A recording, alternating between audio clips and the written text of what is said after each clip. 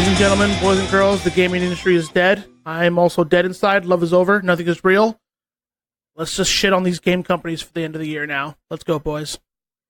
Yes. Give us our gifts. Give us our horrible lumps of coal. Hi, welcome to the Wicked Awesome Cast, episode 134, the Krampuscast for 2018, apparently. The one in which we just throw any semblance of our intros out the window? Yeah, no, it's all over, Charlie. It's love dead, Love Alex. is over. Love is over. As I was looking further and further into all these gaming stories and news, I just realized my life is in shambles. I've been living a lie. Hit you hard, isn't it? It's hitting really fucking hard. It's like some deep down shit, ain't it? I haven't felt this bad since SOE shut down the Matrix Online. Is this an official Charlie the Ruiner moment? No, this is a game industry's the ruiner moment. Okay. That's right. Yep. Just a couple of companies in particular. No, all of them. Okay. No, all of them. All of them. Yeah. No one is safe this year. Nobody is innocent. Nobody was good. Everybody's been an asshole this year. Almost like corporations are inherently evil and not actually people. That's right. And this is the one time of the year we get to sit down and just hand out Krampus. What is the awards we hand out? They're not necessarily awards, as they are yearly beatings. This is the time we hand out the yearly beatings to reflect what the beatings have been in our hearts. I love how depressed you're coming into this episode, Alex. Like, it's setting the right tone. I'm in shambles, sir. I am in shambles, sir. I looking through all the articles and like the stuff that's happened this week with Blizzard. I am in shambles, sir. So I guess before we kind of kick this whole thing off, welcome to a Wicked Awesome Cast, as I said earlier. Welcome to the Krampus Cast. We do this once a year. For those not familiar with the Krampus Cast, I believe this is our third year doing this. Yeah, third year. Yeah. I think. Yeah. If you're looking for our normal podcast, come back probably either next week or the week after. This is because news is slow this time of year. We choose to do a roundup of kind of all of the gaming news we've decided is naughty from 2018 this year. So, yeah, buckle in. It's apparently Alex is just gonna be in pain the entire time, which I'm kind of looking forward to because, this is some like Matrix Online year for you, man. As you said, it's rough, man. Realizing that Blizzard is not the level of fan-driven company that it is, that it's just a heartless money grab company. Never meet your heroes or eat that horse, as Dragon Ball Z would tell you to do. Yeah, pretty much. So, Also, before we get to the yearly stuffing into sacks and beating with switches and sticks and stuff, anyone play anything? Not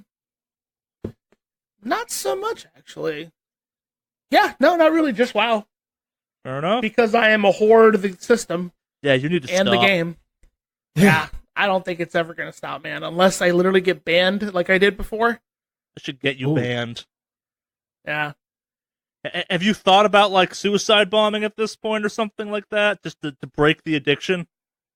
Honestly, like, I'm kind of just, at this point, waiting to trade one poison for another. So, as soon as Anthem comes out, I'll probably be playing that. Yeah, I had that conversation this week.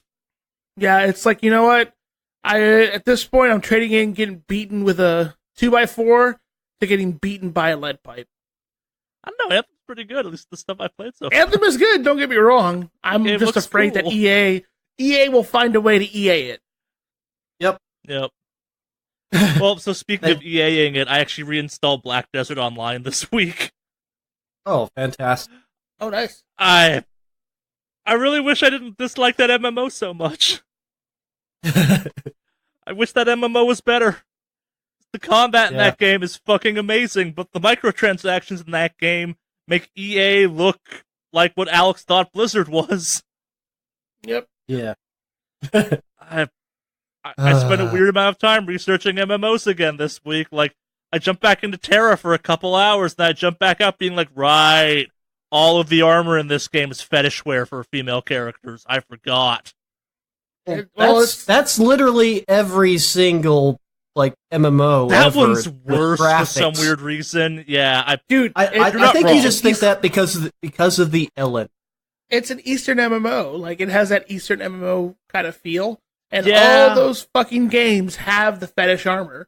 Like, even Final Fantasy XIV has the weird fetish armor. Absolutely. Yeah. Absolutely. I'm not saying it's unique to that game, but like in the character creator, when you jump in and you're going through like, hey, what class? Some of them I'm like, man, some of these are making Ivy from Soul Calibur go put some goddamn clothes on.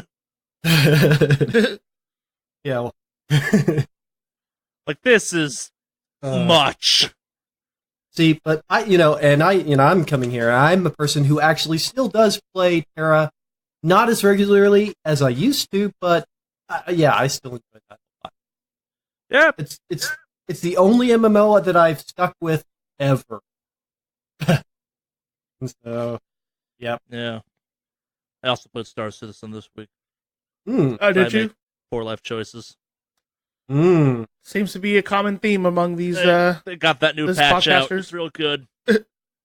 Oh boy. My freelancer miss has endless missiles, kind of. It's real good. That thing is a gun barge. It's great. And you should not give money to Star Citizen. Except maybe kind of, because they did a real good thing this week, but also, no, don't. They got out there and showed off their financials, which was fucking weird to see a video game company do. Like, no, we're not actually stealing your money. Here's where it's all been going to and shit. That's kind of commendable. It is this absolute... We might talk about it next week because it's kind of still evolving some, and this is not the week to talk about that, but like, it is this, like, for all the shit I give that company, this was a week where I'm like, you went from being an obvious scam I bought into to being like one of the most transparent game companies, kind of, all of a sudden. You're still probably a scam, but a more transparent scam? A scam that might give me a video game in a couple years? I don't know. Yeah, So how long has that? How long has it been in production? I'm just. I think we're at year 5 or something like that. I think, like, I have to look it up. When was that? Well, I do know that GTA 5 took something around 5 years. Well, so, and, like, this is where it gets kind of weird, because there's this real kind of convoluted, dumb conversation you can have that's not a useful one to have, and that's, like, what this game is now is not what was Kickstarted, and that's a thing a lot of fans that Kickstarted are upset about. Okay, yeah, so development for the game began in 2011. Since then... Okay, that's a little longer than 5. Yeah, but also since then it's experienced, like, 2 or 3 engine changes, some bizarre scope creep. Like, we're not gonna talk in this, like, we can do at some point when, like, maybe the beta for this game happens or something, a full episode on, like, the realities of Star Citizen. But, like, it would basically be like if they took, I'm justifying the sum for them, like, if they started off making, like, X-Wing versus TIE Fighter 2, and then, like, a third of the way through production said, but what if we just also made World of Warcraft as well? Because that's kind of what happened. Well, that's what happens when you just literally throw money at people. I mean, that's... So, and that's where it gets weirder, because that was kind of the always goal, but then also, like, if halfway through making World of Warcraft, they then said, but what if we also made Star Citizen? Or not Star Citizen, No Man's Sky, and, like, procedurally generated a galaxy? Like, it's real weird to talk about, because there's tech coming out of Cloud Imperium Games that is revolutionary video game tech. Like, the whole using webcams to track facial motions to animate your in-game character is stuff that you could have a whole company founded around. And the fact that Star Citizen's the one figuring it out, it's fucking cool and also insane, but also taking resources away from getting that fucking game finished. But also, holy shit, you're doing this thing that like you could build an entire fucking company around.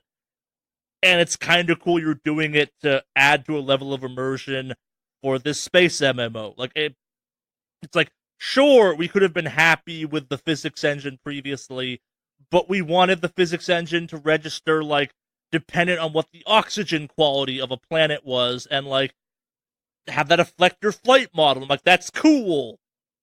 Also, why? You do realize all it's going to be used for is for the latest audio means. Be able to record it. Put it on YouTube. We'll see. Somebody will hook, just play a YouTube thing, and have their avatar say something really dumb and put it on YouTube. And that's going to be the number one use of that. Yeah, Aaron. It's as someone who spent a weird amount of time researching MMOs this week for no fucking reason except that I have now like officially said finishing Red Dead Redemption 2 is my New Year's resolution. That and like further purging Facebook from my life. Like it's weird that I'm stop playing this for the rest of the year. I'm done with this game for a little while. I need some distance. Like I will finish this shit, but it's not happening between now and January. And also, like, you have to finish it before Anthem comes out because you're not coming back at that point. And also, then Darksiders was like, yo, we added Darksiders 1 combat to Darksiders 3. And I'm like, I should go check that out because I want to see how this fuckery ends. It's been a weird week, man. Like, I unlocked all my characters in Super Smash Bros. Ultimate because fucking reasons. Well, it's just, part and parcel of buying that game because ha. I did it the shitty way too, where like you play like a couple seconds, then you quit out, and you play a couple seconds, and you quit out. Like I'm not proud. I will say that I prefer that over having to buy all of your characters. Yeah, we got DLC characters coming. But I mean, they're coming. But your main roster, just without any DLC, is massive. Props for that. That's true. I mean, honestly, because I'll just say that there's plenty of fighting games where it's like half the roster is DLC, and it's like including the people that anybody would really want to play. It's like, yeah. So at least that. I mean, I think I'd rather have to spend time unlocking them, even if it's in a mode that I'm not particularly fond of, rather than having to shell out an extra game's worth of money just so I can play the character that I actually want. Yeah. No, I'm with you on that one. Yeah, it's weird. Like, I still fucking hate the spirit mode for that. The like classic arcade mode has some cool shit. Yeah. Well, like each arcade path, for lack of a better phrase, each classic mode is tailored to the character, and I didn't fully get that till I did the Bowser one, and it's just called Every Character That's Red. And it's just you beating down every character in the game whose default coloring is red, ending with you with a fight against Mario. And I'm like, oh, that's kind of fun. That's cool. Yeah, like I then played through that, and then like the King King K. Rool one is called like Ultimate Heavy Knockfest or something, or Smash Fest probably. It's just all the heavies in the game versus King K. Rool. I'm like, oh, this is cool. Like there's a tale like the Castlevania one ends in a fight against Dracula, which I didn't expect. I like the classic mode for that game. There's like some cool paths. I may go play all of them because the majority of them so far have been kind of cool and like fun homages, but still fuck spirit mode. Yeah. Yep. So that's what I've been up to. What have you been up to, Henry? All right. So I watched Into the Spider-Verse. How was it? All right. Watch that movie. It's great. It's fantastic. I'm not going to say anything really much more about it because it's worth watching every single bit of it. Definitely stay for the after credit scene. It's also really good. Just watch that movie. It's great. I mean, it's great if you've never heard of Spider-Man and you watched it and you just think, this is great, actually. So it's fantastic. It has stuff for people who've never really been into it. And it has stuff for definitely, your comic book geek. You can spot, little, all the little Easter eggs. But, so good. It's got so Spider good. Hand. That's all you have to do to sell me on it. Yes, it's got Spider Ham, and it's fabulous, and the person voicing him is also amazing. Is it John good. Mulaney? Yes. Oh God, John Mulaney voicing characters is the fucking best. He's awesome at Big Mouth. And so yeah, it's good. It's really good. I don't know. I didn't really get around to too much gaming this week, to be honest. Like, just more kind of like. I guess. I mean, all right. To me, playing roguelikes is kind of casual. Okay. Yeah. I mean, I'll like to go back and play like a Dance or Curse of the Necro Dancer and Darkest Dungeon. Yeah, but more than that, I'm actually I'm visiting my family in Oklahoma. I will kill you. Okay, Do it. Keep going. You've got your chance, Henry. Do You it. dare mention how the wind comes rushing down the plains in Oklahoma. I will find a tornado and throw you into it. Do it. Last I checked, he doesn't have that power. Do it. Or do I, Alex? He doesn't. As far as I know, do it. It's sweeping down the. Yes. Internet high five to you, sir. Okay. Yeah. I'd say go to hell, but you're already in Oklahoma. Yeah, and I'm not just in the countryside. I'm in the countryside from the countryside. So I mean, that I'm just kind of glad that I actually have internet that works out here. So yeah. Yeah. To belabor this point a little bit, like we did an audio test last night, and the sound of surprise in Henry's voice when Discord worked was like, holy shit, like, it was kind of like, it's like he solved some mathematical equation that had been plaguing him. It's like, wow, I didn't expect this. Huh. Yeah, seriously. But here I am. Nice. I'm glad it worked out. It was nice to have you on here for this week. Yeah. The more voices in the Krampus sing, the merrier. Yeah. Yeah, but yeah, other than that, I mean, I had to, spend a certain amount of time, flying airport, traveling. So, yeah, that's, didn't get up too much this week.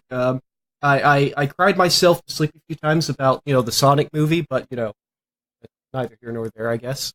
I'm just picturing you, like, waking up in the night, being like, it can't be real. It can't be, whipping out your phone, Sonic movie, and being like, no!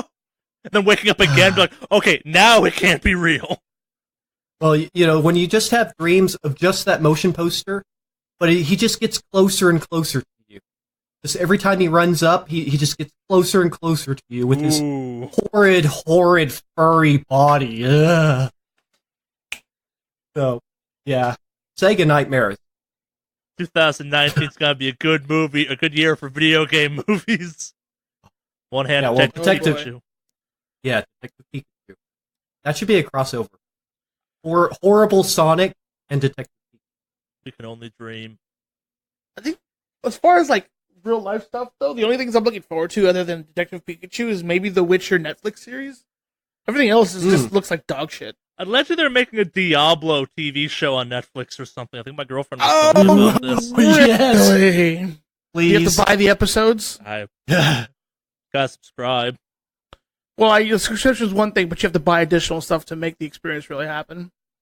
Or like the middle 10 minutes out of random parts of the episode is just not there, and you have to pay extra to get those. I don't know, but So following the new cost efficiency model, every third episode, what we'll do is we'll pay somebody $10, and they'll come out to your place and punch you in the dick, and that'll remind you what it's like to do business with them. I love this. I love this version of Alex, like just a broken, hateful man. Is this what I'm like every week?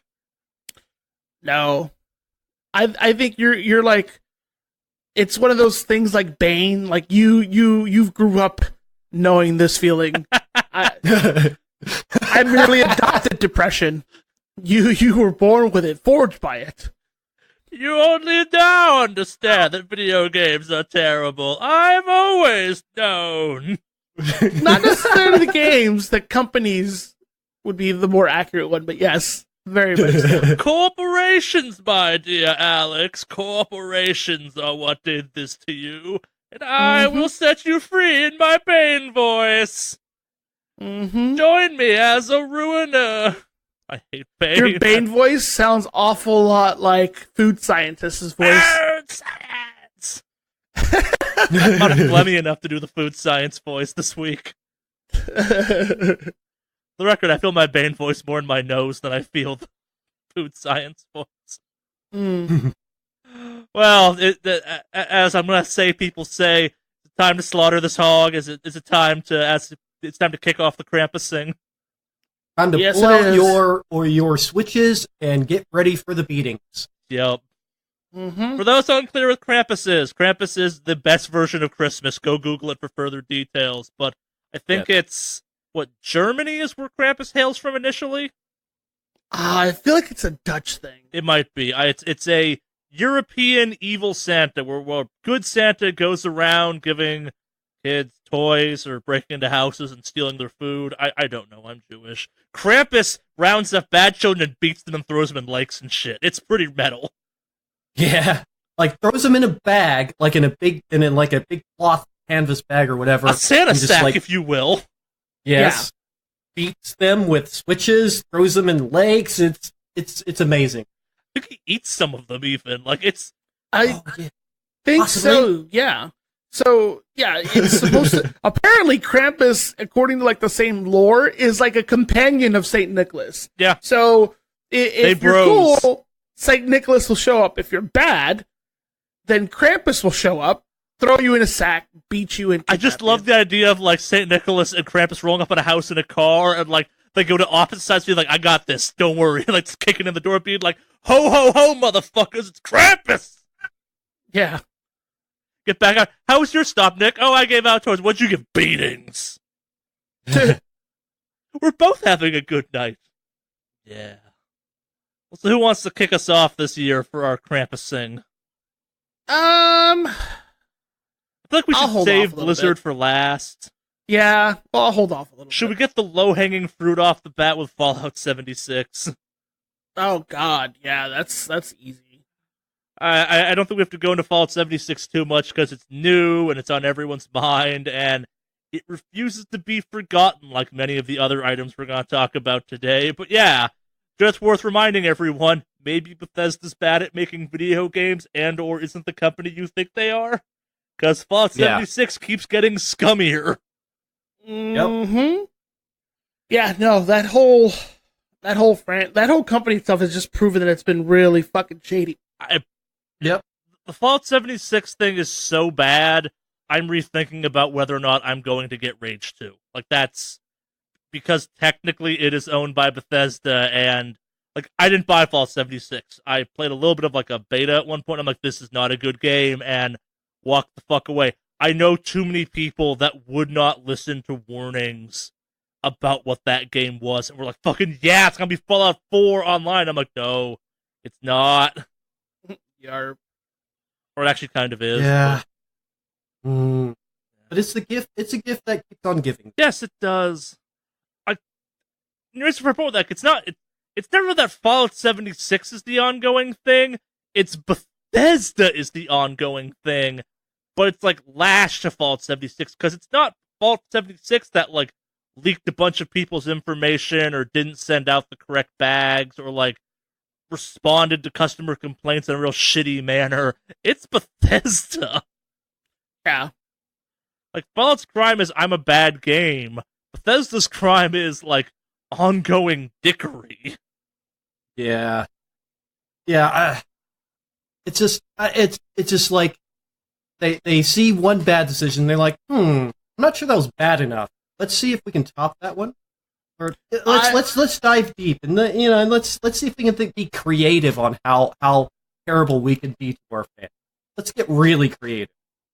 I am absolutely convinced that there's a lot of companies that are flat out like, who can fuck it up the most this year? Let's just nosedive into shit tier customers, service and just delivering a good product. All right, well, I'm gonna go ahead and leak all my customer information when they create a ticket. Oh, really? Well, you know what I'm going to do is I'm going to go ahead and shut down an entire part of my wing and fire all the streamers and all the support staff and everybody and not tell anybody until the Easy, day Alex, of. easy. Blizzard will have its Easy. due. Oh. It'll be our finale. Yeah. Anyway, yeah, I'm convinced they're just trying to prove who can make the biggest shit show, and EA is just in the back like, man, it's nice that it's not us for a change, Yeah, we know we're evil, but like we're not scummy evil. right? Yeah. You know what it is? It's like that comic from the Joker who talks about even he doesn't defraud, was it the IRS? He's like, no, even I don't fuck with the IRS. No, Yeah. that's a terrible scummy. Or was it Joker didn't work with somebody who was a Nazi or something like that? Yeah, I think that's what it was, because he's like, no, look, I may be an evil crime villain, but fuck that, I'm an American first. And he refused to work with some both Nazis. of these feel like jokes the Joker would have been used in, so I'm not sure which one is real. I hope both are. I think it's the Nazi one. I'll have to find it, but yeah. So, but anyway, yeah. Bethesda's just they've set a new level. It's really interesting this year with the shit they've done with 76 and the way they've just handled it is just a shitstorm. Oh no, yeah, you're referring to the Joker will not take on the IRS. He will not fuck with those guys. He's scared of them even. Yeah. And there's also the Nazi one. So they're both of them, Yeah. right? Yeah. But yeah, I'm just convinced, and you know, Q4 is coming into an end pretty soon, so they're like, all right, let's see who can top it. So I'll save the ranting as we get a little bit closer to the Blizzard stuff, because boy, do I have stuff to say about that one. Hmm. So, yeah, Bethesda 76, good job. You're going into sack. Who's got next one? Don't be picky. We got many options. Let's go easy here. Let's do the epic Fortnite dance emotes. Let's go with that. Let's just talk about Fortnite in general. Like, Yeah, that's a pretty good topic all its own. like, and like, it's the year of Fortnite. 2018 is the year It really of Fortnite. It's like it's the biggest game in the world, sort of. At least in the U. I don't know. I think League and Dota It's might a still be huge bigger. game. Yeah, like we said, it's like what 1 in 30 people have an account for it by math, which I know isn't like the hard facts, but population versus subscriber means that because we live in a nightmare. Yeah. Yeah, that stat still just astounds me. I can't believe it. I mean, I can and I can't. Yeah. Yeah. So, I guess. Well, go ahead. You're going to start. Well, I think it's one of the things where it's like we're not saying Fortnite hasn't done a good job this year. Like as far as giantly, like monstrously huge video games, they've been relatively free of kind of corporate scandal or like fucking over their fans or stuff like that. But it's kind of weird because at the start of the year it was like, holy shit, everyone loves Fortnite and that Thanos crossover and shit like that, and we're ending the year with the increasing likelihood that a lawyer is going to pull some class action lawsuit bullshit against Epic in a situation that they probably could win, but because it's going to get big enough and people are now getting greedy enough, it's going to become a whole thing. And that is the ongoing kind of dance emote debacle, which it's kind of, it's not the scummiest thing that happened this year. It's just going to be the thing that results in the most money, hypothetically. Yeah, like as far as the scandals and stuff we're going to be talking about, they're probably the least culpable, I guess, considering they've been like Epic has had a really good year, and I think they've made a lot of really good strides. They're coming out to compete against Steam, so now they're no longer, you know, Steam is no longer man on the top of the totem pole, if you will, or whatever you want to call it. So they're coming out, they're offering competitive like profit sharing as far as the, you know, having stuff on the Steam store. I think it was like a 90-10 split. That's this Or something like that? 88-12. 88-12. Okay, there you go. Which is phenomenal on their part. Them upping the money that people who they develop skins or files. This is early in the year. That's for the Unreal Engine. Yeah, the assets for Unreal. You get more of that money now if you made them, and they backpaid them for kind of that split now and stuff. Yeah, so they've had this stuff that's been going really well for them. Any controversy that might have been initially surrounding Fortnite was actually related specifically to the streamer Ninja as opposed to actually being involved with Fortnite. When Drake made video games cool finally, so Yes. Yeah. All it took Forever. was a He's Canadian made him rapper. cool forever. Nothing says let's make things cool like a Canadian rapper. who might not even be relevant anymore. Just saying. Yeah. But yeah, I guess, no one is safe, if you will, and they're getting hit with these lawsuits, but like looking into these, like a lot of these folks don't necessarily have a lot of okay, so this is my opinion on this, but I want to see what you guys think about this. So 2 Milli, I think, is the only one who has an actual argument on this. Yes. Yeah, and even his Everyone is kind else of stringy at Yeah. best. Yeah, everyone else, because first of all, the copyright laws when it comes to dances is really Oh yeah, it's kind of shitty. a weird thing. Yeah, It's so it that's is- one thing. Epic is probably less. So this is kind of where they make the list for me at least this year. It's not that they're in the right; it's that they are legally protected because copyright law in the country they operate is kind of written in a way that makes it very hard to patent what they're going after, which is a specific dance move. You can copyright or patent or whatever a full routine, but one specific kind of movement, even if it's the major part of it, can't really be protected, and emotes are one thing, not a full kind of dance, fortunately. Yeah. So 2 Milli, he's the creator of the dance and he owns it because it's his thing. Carlton technically should be owned by the company that produced Fresh Prince of Bel-Air. Yeah, that's a whole other set of Not- topics. So I don't as much as I like Carlton, I don't think he has a leg to stand on this one. Unfortunately, Yeah, people have yeah. he has fun doing it on Dancing with the Stars and all that, but legality wise, it belongs to the show. I don't think it belongs to him. No, it doesn't. He doesn't own the character and he doesn't own the move, so it's a weird move. I Yeah. think it would be Quincy Jones that would possibly own that because it feels Quincy Jones' production. Yeah, quite possibly. Yeah. So there's that. You've got the Floss Kid, who apparently is also trying to join into the lawsuit. That's but the when they were worst talking one. about, That's but see, the funny thing about that one is that he's bringing up his lawsuit, and he's like, "Okay, I'm also now currently in the process of copyrighting the dance." And it's like you can't sue someone for Yeah. ripping you off if you don't even own the copyright. No, yet. you can. Can you? Yeah, I remember patents and copyrights take time, so I guess for those who don't live in the U.S. and aren't as familiar with copyright laws, I am for some bizarre reason. Americans live in a society where the idea of just kind of being cool with it doesn't work when it comes to copyright. It's if something is infringed upon, even if you don't actually care to go action on it, you kind of have to. Yeah. So, and the 2 Milli one is, I kind of feel I have to, and they're making a lot of money off something I developed. The Carlton one is a little bit scummier and a little bit kind of, I don't quite know where this one falls. The Backpack Kid one, for me at least, is, you just heard two other people were suing and wanting on the money. Yeah. Yeah. I think a lot of people are like, "There's blood in the water." And there's another one with the dude from Scrubs apparently wants to sue for his too, but it's again, the TV show owns that, not you. Yeah. So that's the thing. It's 2 Milli. He actually, he has a video about that dance. There's a song about it. There's a whole thing. He has definitely branded that dance. That is his dance. Yeah, That Milli is Wop. definitely his intellectual property. Absolutely.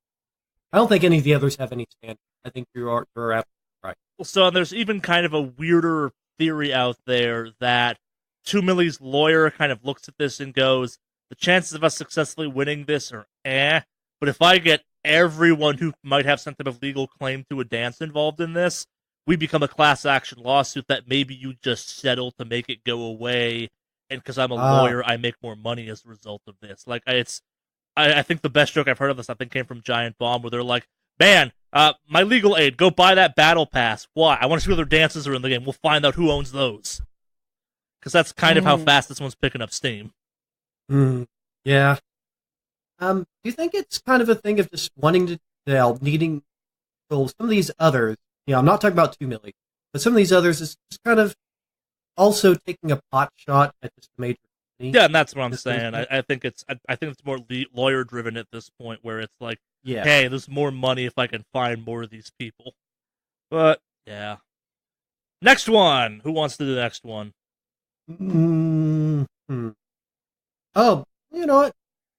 I think I'd like to talk about. Yeah, let's talk about the companies and their employees. Okay. Let's do that because there's a few things that have happened over the year, with between developers, and between developers and companies, and it's like, I mean, the more recent one, of course, was the Red Dead Redemption 2, and finding out, that they were in extreme crunch to finish it up, And have been and potentially for years. yeah, and so I mean, they'll say, oh, it'll just last 2 weeks, but there's no telling. I mean, and people aren't telling. So I mean, and it's been a thing, for being a developer myself, and it's been a thing for a while. It's one of the businesses where they really tend to take advantage of the whole, if you're salaried, we don't pay you overtime. We just don't pay you overtime. It's basically unpaid overtime salary, and so they just take advantage of that, especially for developers. And that's why I'm very happy that, at least in England, they've actually created a developers union. And so hopefully that catches on here too, because that's really bad. I mean, some of the reports coming out were like, people didn't see their families, their children, their spouses, were, they're getting horribly unhealthy. I mean, that's terrible. You don't just drive people into the ground, and then you realize that at the end of it all, they pretty much have no profit share. So that game could make money hand over fist, And it is. in the billion, and they get nothing extra.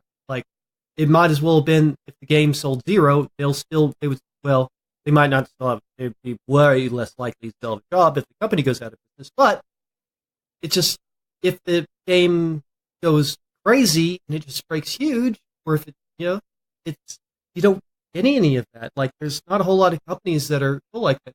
There are a few companies there's at least one company that I know of that is a co-op video game studio, but that's one.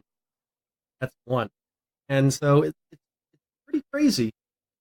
So it's just, yeah, that the hours thing, hopefully it keeps getting high profile. I mean, it finally has driven people to create a union in England, but we'll see if it catches on. Yeah. No, I mean, what I was thinking on. I guess my question is, I hope that it is starting to get among sort of the greater video game community that maybe we should actually tell these companies, we aren't interested in buying your game if you're going to drive people into the ground to create it. Ground our friends and neighbors into the ground to get this game out. I mean, that's not a sustainable practice. That should never have been the case. Yeah. No, it was kind of weird because I was thinking about this the other day when I was driving from work, and I realized the last time Rockstar was in the news this publicly for like gross kind of management issues and stuff like this was the last time a Rockstar game came out. Yep. No, was the last time a Red Dead game came out? Sorry. So there you go. I mean, that's the thing. It's like it's a pattern, and unless people speak out against it, which seems like it's happening more, it's never going to stop. Yeah. Fortunately, I mean, yeah, and yeah. So I mean, that's one, and that's many. But yeah, and to continue the greater discussion. Go ahead. Sorry. No, it's like it's one of those things where it's not just Rockstar. You have enough stories out there of a lot of companies with, whether it like maybe it's not our toxic culture, but like the League of Legends stuff we talked about last week, where there's someone just walking around farting on employees. It's like it's totally different, but just as bad, if not worse, because you're like, okay, wage abuses are one thing. It's labor practices. There are things to protect against that. But then it's like, but also no, because this has also been the year of actual sexual harassment, like just general harassment accusations finally rising to the surface, and that people are taking it seriously. Like, Yes. like fuck, we've had what's that, Naughty Dog back in like October, dealing with some departures from the studio and some situations where you had kind of long-standing internal issues that finally got to light that were like, well, this is new, right? Nah, this got filed like 2 or 3 years ago. And what happened? Nothing. Yeah, and to go, a little more into the Riot Games thing. I mean, I'm glad that finally got pulled up to the light. It's the toxic culture. I mean, it sounds like, so I've worked at a few, worked at a few game companies and worked at a few places, and that sounds awful. I mean, egregious. The environment there was just toxic in every way possible. And unfortunately, some of that stuff you can't really, the part that was clearly sexual harassment, yes, we can actually have laws on that. We could, you can take those things to court. But some of the other stuff, like this creating a toxic atmosphere, there's not necessarily a law against it unless it steps over the line of, some clear things like sexual harassment or some sort of verbal assault, which apparently that was kind of happening too. Yeah. Well, the Riot one was weird for me too, and not weird in like a good way. Weird in a like, I've played League of Legends. I'm familiar with that community. I'm familiar with how that game responds to its community and stuff, and just how much money's in that game. And as a result, like when that stuff finally came to light, I was having moments of, I assume this was far worse, but also like the fact that this is what the issues are is so much worse than if it was far worse, because this is just so unbelievably dumb and so unbelievably avoidable and so endemic of an issue where it's like, it's not like one person's the problem, except it was, and it wasn't like, it's like, oh, they're like stealing money. No, that's one thing. They're just farting on people. No, that's actually worse in some weird way. Like that's a bizarre disregard for humanity. Yeah. That's the thing. It's like when you run a company, you are in charge of its culture. And it wasn't like, and that was the other thing that I think that was very important to be revealed, is that it was company policy, basically, to have this a call-out culture within the company. I think that was what they referred to it as in the article, sort of a call-out culture where it's like people say whatever you want at any time, and that's toxic. That's for that to be that deeply embedded overtly in that company's culture. I mean, I'm glad that got revealed, that it wasn't an accident that this happened. It wasn't this just kind of happens naturally. No, they made this, they had a conscious choice to make this a corporate environment decision, on a corporate vision decision, on how the environment should be. And that's probably the worst part of all of it. They codified their awful behavior. That's the more disgusting part of it, is it was official. I mean, it wasn't an accident. It was official. Yeah. This is definitely, it's like, this has been around for years. Like, that's the thing. It's one of those ones where all these stories have existed. Like, it's the people like me are out there, so I'm like, I want the book about what it's like to work at Rockstar someday. I want the NDA breaking book about what the fuck goes on at that company. Because if even half the studio's stories you've heard are true about that studio, it's a terrible read, but also a fascinating one. And I think it's, on one hand, it's great that we're finally dealing with some of this stuff. On the other hand, it's shitty it's still happening. Yeah, I mean, I know that if people, like me, developers like me who care about this, need to continue standing up. At least, if you're working within a company and it has this sort of culture, you have power to deal with it. You kind of should. If you're in a position where you can speak out about some of these terrible things going on, you really should. I mean, or else just continue. And if you do nothing, that's the work. If we let all these things happen and everybody gets angry and then nothing comes of it, which I don't think nothing came of the Riot Games thing. They are scrambling. But you know what? We can't, at this early stage, we still can't tell how devoted they are because, more news about them. Yeah, So, and I guess like it's also worth bringing up in this one. There's another, like, it's not in the same real spectrum as the Rockstar one or the Riot one, but if you rewind, I think it's like 4 or 5 months back on this podcast, there's the stuff that happened with Guild Wars 2, where you had a situation get handled, I think, kind of from the outside looking in, unbelievably badly. You had a fan, you had a fan of the game, a content creator for the game, I think they're a YouTuber, antagonize a dev of that game, say something kind of real derivative and like, well, I know it's more nuanced than this, but basically it boils down to, why don't you just make the game better? And the dev's reaction go a little bit too far? Yeah, like, it's, don't be shitty applies to both ends of this, but then the company's reaction of immediate dismissal for what happened on Twitter, and the fact that kind of this stuff is like, this was a weird situation of a manhunt going on because you had you had the whole kind of reboot of Gamergate stuff happening around this topic because female dev, but then you also had the corporate reaction, which was fucking firing both of them, even though we've done stuff like this in the past and been fine with it. Yep. I mean, that's that. I mean, yeah. In that case, I do kind of feel bad that the company made no attempt to defend their employees at all. They threw them under the bus really quickly, and yeah, I don't. That's also, there again. I mean, you're right. That's another example of sort of a company employee relations.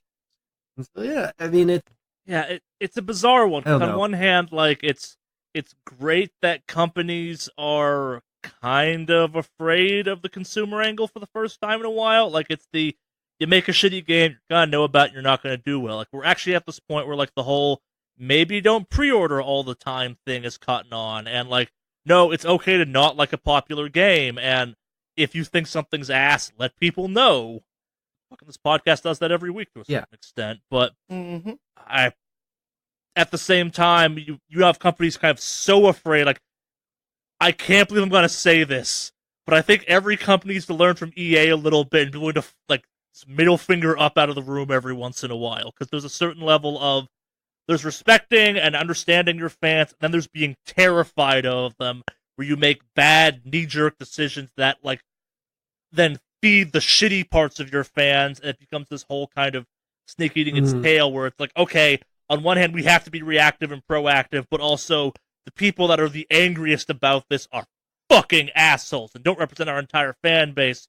They whip enough people up, it looks like our entire fan base, and then we make a decision that appeases them, but then the rest of the people that are kind of more, I don't call it moderate, but more even keel on the top, are like, whoa, what did you just do to your employees? Why are you mad about this? Because you listen to these assholes over here. They don't speak for us. We were fine with them getting yelled at by your employees. But now that they've been wrongfully terminated or kind of questionably terminated, we're mad at you, and we're a weirder group. We're larger but less angry, more analytical. Like, yeah. It feels weird saying things like, I kind of feel bad for gaming companies, but also it's got to be an absolutely bizarre time. Like, it's every game and developer employee has to have a Twitter now because that's the world we live in, and we shouldn't. It just depends on, whether, how you decide, and if you decide that, for example, if you decide that your social media feeds are representing the company you work for, and that's an entire long conversation in itself, is, if you don't sign specifically any sort of a contract saying that, your online presences are also representing the company, I mean, that's tricky territory. Yeah. So, and that's the thing, but some of these cases, I mean, some of these people have specifically a Twitter account that is their work Twitter account or their work social media in general. And so for them, they do have to be on it. But for the people that aren't officially on there, I mean, like these devs, where it's their accounts are not necessarily belonging, or associated with the company, but their personal accounts. But what they said, I mean, that's the thing. It goes back. What they said was specifically relating to the product, and so that's the territory you got to tread there. I mean, for me, and I think that I think it was, in a certain sense, right that the company did say something because you're representing the company, but yeah, the response was to to understate. Don't pacify the worst parts of your community, but also I get it, but also you shouldn't do that. Yeah. All right, next one. Which one are we doing next? Feel like doing the IGN plagiarism one? Oh, that's a good one, man. That feels like that was this year. That was this year.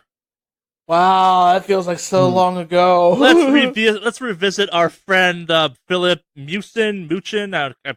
Fuck him. Who cares how you pronounce his name? He's an asshole. A IGN employee who plagiarized, who came to prominence in the knowledge of this podcast when he plagiarized a very large portion of, I think it was Shotgun Game, Boomstick Gaming's review of Dead Cells, a game that's pretty fucking good and you should play anyway. And then kind of chose to make this absolutely amazing PR move and say, fucking prove I did this, and people did. And then they found more stuff, and then they found more stuff, and then IGN found itself in a situation where it wasn't just, okay, this was one situation. Man, has this guy ever done original work for us? And we're not talking like some lifted verbiage. We're talking like videos that line up with other videos way too fucking well. Yeah. Yeah. Oh, no, it was stupid. Like, it's too close to be a coincidence, and it was also super consistent.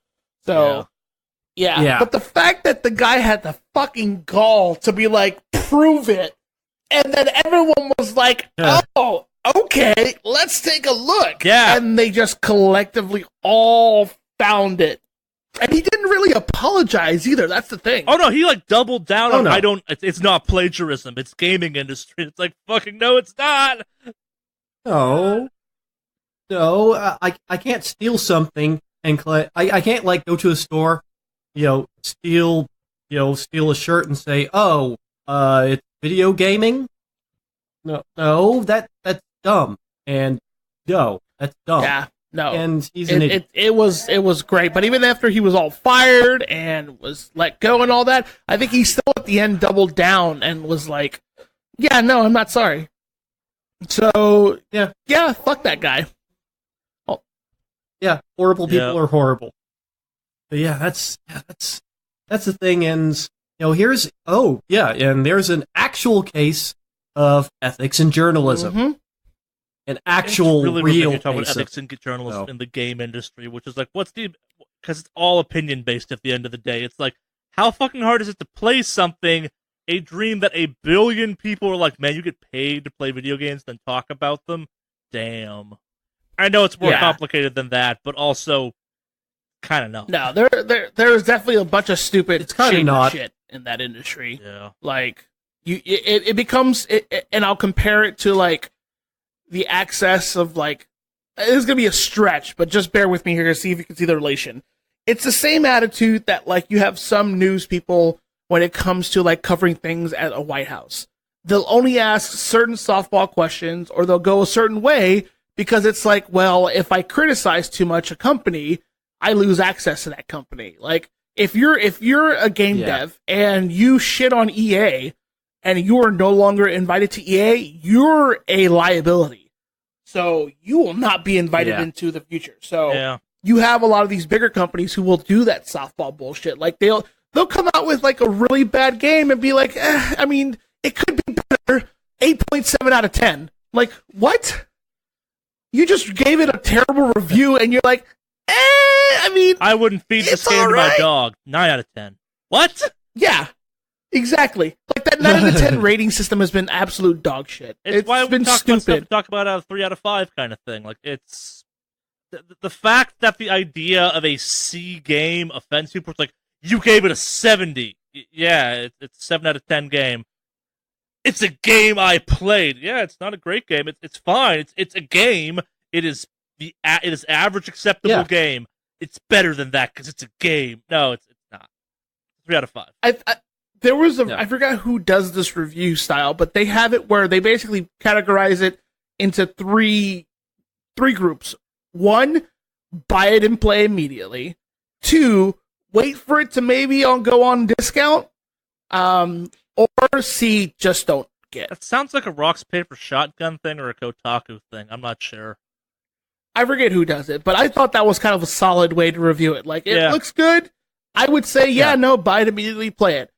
this is all right. I mean, if you can look past these things, sure. But if not, wait for it to go on sale. Or see, don't get it. So Well, yeah. I think that's a good way to put it, personally. But yeah.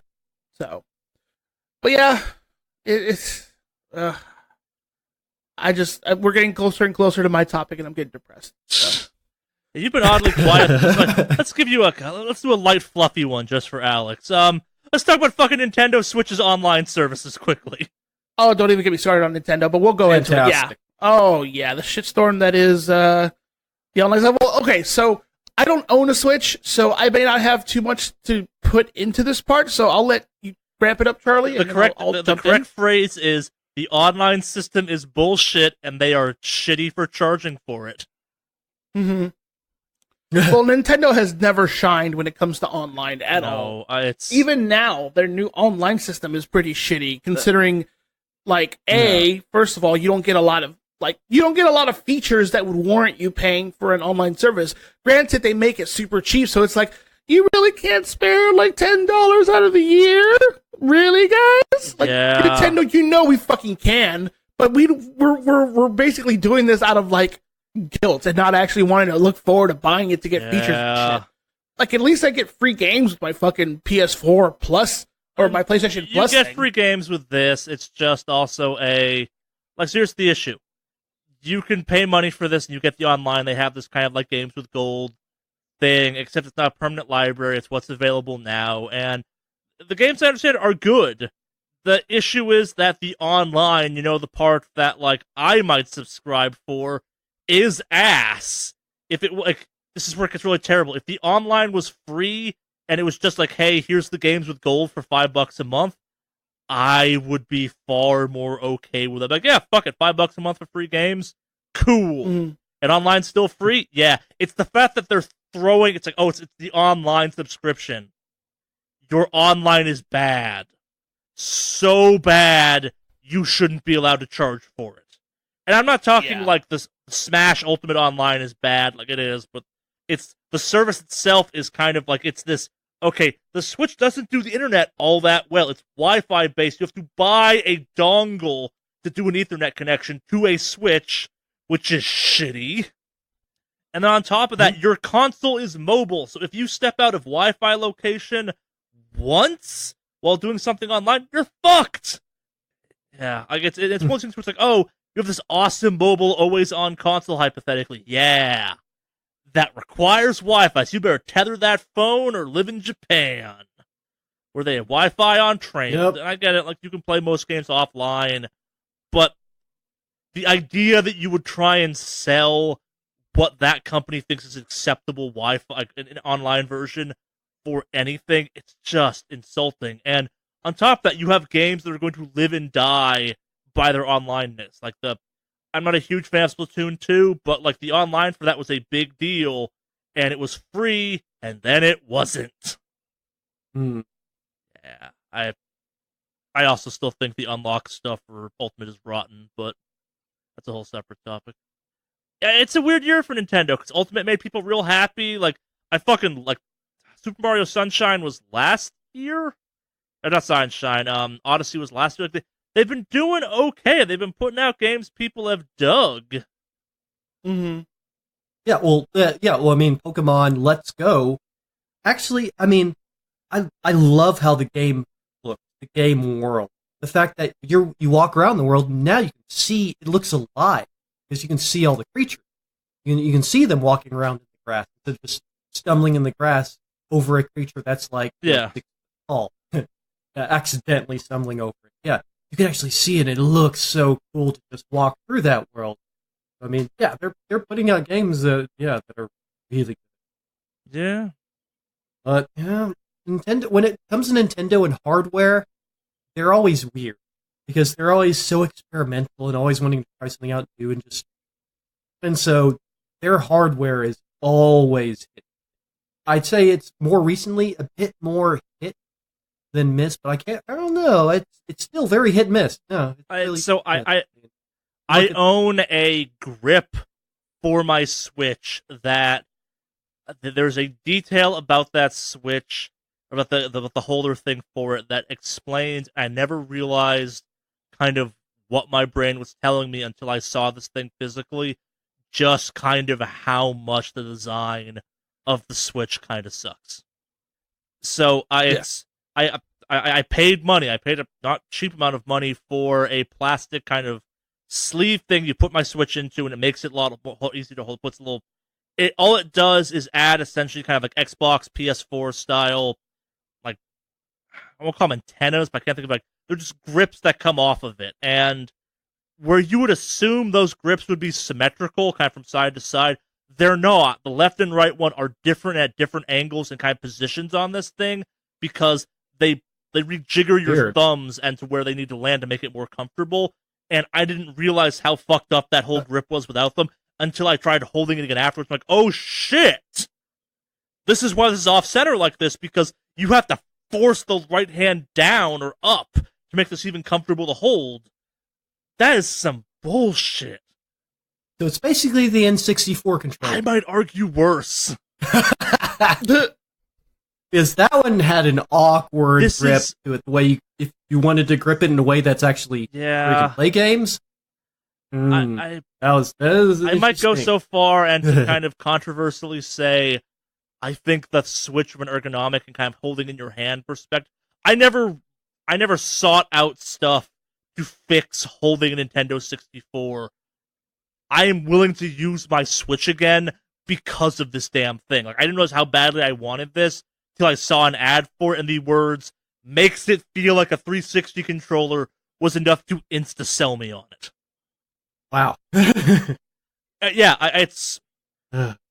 I've softened my perspective on the Switch because of a thing Nintendo doesn't make. A thing I had to pay money to, in my mind, fix their goddamn console. Yeah.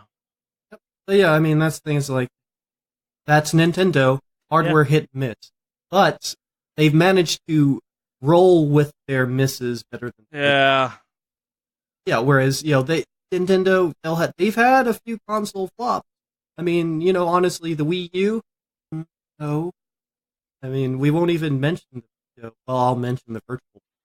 But yeah, I mean, that's the thing. It's like Nintendo likes to experiment, and you gotta expect some failures. Yeah, some hilarious failures. I'm really curious for what Nintendo looks like in 2019 because I don't know if they have announced yet. I'm not sure they have anything big announced, but I really want to know, and I'm pretty sure I have nothing to back this up, and I've been wrong on this enough times, so I kind of take what I'm about to say with a grain of salt. I am really curious what Switch sales will look like post-Ultimate, because in my mind, I'm pretty convinced that a lot of people that bought Switches just to play Ultimate now have Ultimate and the Switch. And I get it, the Switch is selling really well right now, but it's also going to fall short of where Nintendo expected to sell by its sales earning point. So I don't know. I think this is kind of like the Wii in my mind, where I think we're approaching the point where you've sold all the Switches you're going to sell, because I'm going to buy a PS5 or whatever that winds up being rather than swapping to a Switch if I'm kind of a general consumer, because that's got the games I want. I use Warframe now as my test of is the Switch better or not with this grip, and it is with Warframe. It is with that thing on there. But I think of Warframe as yes, Nintendo games are mainstream, they appeal to a wider audience, and people fucking love them, and they eat that shit up. And Breath of the Wild was a big deal, and Mario was a big deal, but I don't know if they have anything coming this year. And also, have the people that bought game consoles for the Mario Odysseys and the Breath of the Wild already, bought for those? Switches don't break that often if you're careful. What is the ongoing sales of that console like? If in theory you've had a round of all the games people might buy that console for, do sales continue to do well? Do they do badly? Have you sold to all the Nintendo people at this point? Yeah, it's like the Wii U did bad. The Wii U did bad for a variety of reasons, but also that thing sold to all the people that buy fucking Nintendo shit. I'm apparently one of them. I own a Wii U and I own a Switch now, kind of thing too, and I use the Switch now more than I used to. But yeah, it doesn't have the broad appeal, which means eventually you're going to run out of Nintendo people because it's not getting it's not getting sports games. It's getting indies and Nintendo shit, and that's cool, but that doesn't get you the major audience. And it's been a good year for Nintendo, but also, will that good year keep going? I don't know. I get in the sack, etc., etc. Next, what do you want to do next?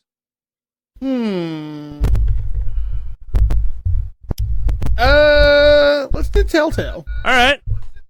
You want to lead us in on this one, Alex? Sure. Company does bad thing, ends up shutting down before finishing an actual game story franchise. A tale of, I think, just the scenario has been done so many times with just a company just mismanaging things and causing things to happen. Driving away top talent by accident, etc., etc. Yep. Toys R Us, mismanaging, shut down. Sears, mismanaging, currently starting to shut down. Both these companies still managed to give their executives bonuses, just like I think Telltale was doing, was trying to walk away, making sure their execs got their cut, and a lot of their employees got fucked over. So, yeah, it's a tale. It's a telltale, if you will. Told tale. You've heard so many tale. A tale as old as time. A telltale as old as time. There we go. No, I like it's that past one. tense. It's Told Tale games now. It's Telltale games. Yeah, they're kind of done. So yeah, no. Telltale Games, you guys don't know, is a company that's put out a couple big hits, like kind of narration-esque action games, if you will. I don't know about the action part so much, but you kind of do interact a little bit. But it's very cinematic.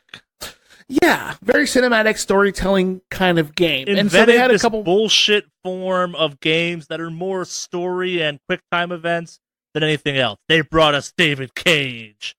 Except they didn't. I can still blame them for David Cage. But yeah, so they one of their big notable titles was, of course, the Walking Dead series that they had for their style of games. But they've put out Game of Thrones, which sucked. The Wolf Among Us, I think it was another one, which was okay. Yeah, yep. Which was really good. It shouldn't have been. So they had a lot of pretty solid hits, but unfortunately, it was announced earlier this year that they would be shutting down, and people were left wondering, well, what about the end of the story for like Walking Dead? And they're like, so before we get into that, let's cover the rest of Telltale, because there's two stories to this. Like, on one hand, the Telltale story of a company shuts down and does shitty by its employees is sack-worthy, no doubt. The fan reaction to something shutting down, though, is, I think, what makes the whole Telltale saga like a crown jewel in our sack of misery this year.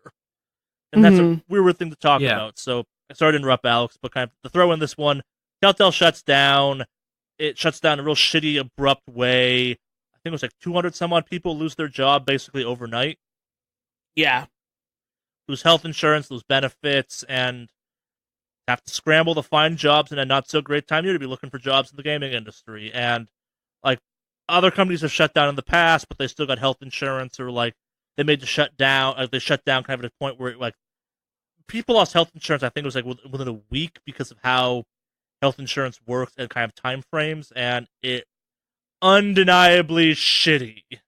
But the thing Alex was getting to was then the fan reaction happened because they were, I think, 1 or 2 episodes into a 5-part season of the final season of The Walking Dead, arguably the thing that put Telltale on the map. Yeah. No, it was definitely the thing that put Telltale on the map. Absolutely. I mean, practically everybody knows what Walking Dead is, even if they've never really no, you're right. seen you're right. it before, they'll have heard You're it. right. And so I guess now continue, Alex, what you were leading up to. Oh no, I pretty much was just talking about that. Was pretty much it. For Fair enough. Fair enough. So fans obviously upset. They want an end to the Clementine story, etc., etc. Start being like, "Hey, who's going to finish the game?" And that's a normal fan reaction to have.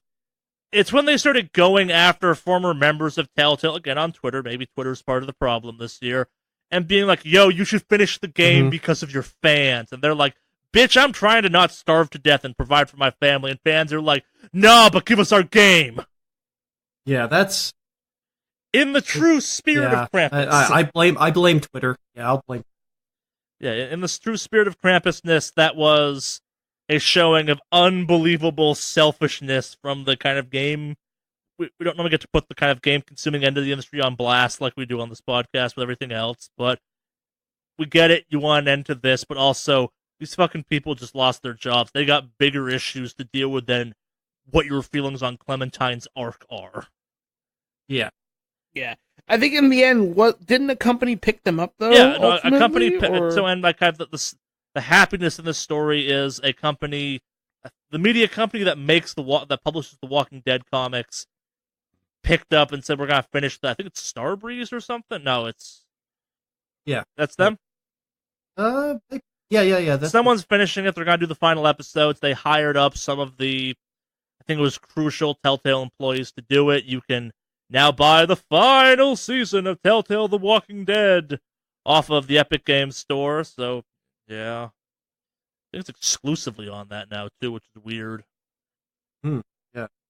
Because they pulled a lot of their stuff off of Steam already. Well, that's more of a licensing thing at the point. But, yeah, it's company handling it shitty. And, like, it's weird to say it, but, like, it's the companies close. People lose their jobs.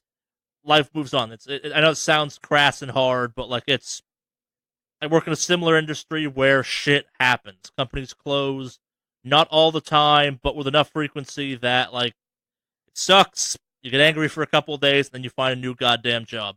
That's not saying the Telltale employees didn't get fucking screwed. They got it way worse than others. But the fan reaction to it is what made this thing a real shit show. Yeah, I agree. Definitely agree. And we welcome that all to the sack for its purr. A quick one I threw on this list just because fuck Star Citizen a little bit, even though it's been doing interesting things lately. The whole Star Citizen con thing, trying to charge money for a digital ticket to essentially a large-scale advertising event they then raised like $7 million out of, or $2 million. They raised at least $1 million out of selling fake starships off the thing. They're like, no, we need to charge money to view these ads. No! Yeah. Like, and maybe this is kickstarting games in general. Like, yeah, we got that trailer from Double Fine showing off Psychonauts 2, which is fucking awesome. But also, like, we've talked about it in the past. Maybe don't kickstart things anymore, like, especially video games, because that whole space is getting weirder and weirder. Yeah, and my thing still is like these major developers going on there, with their games and stuff. Like, I just still feel like they're pulling money away from very much more deserving projects being created by indie developers. Not that no indie games are being funded. Plenty of wonderful indie games have been absolutely funded.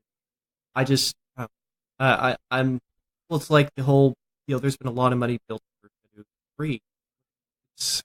I don't know. And Star Citizen's the big poster boy for this one. Like, there's lots of kind of examples of on this topic, but Star Citizen's the poster boy because it's worth $500 million now.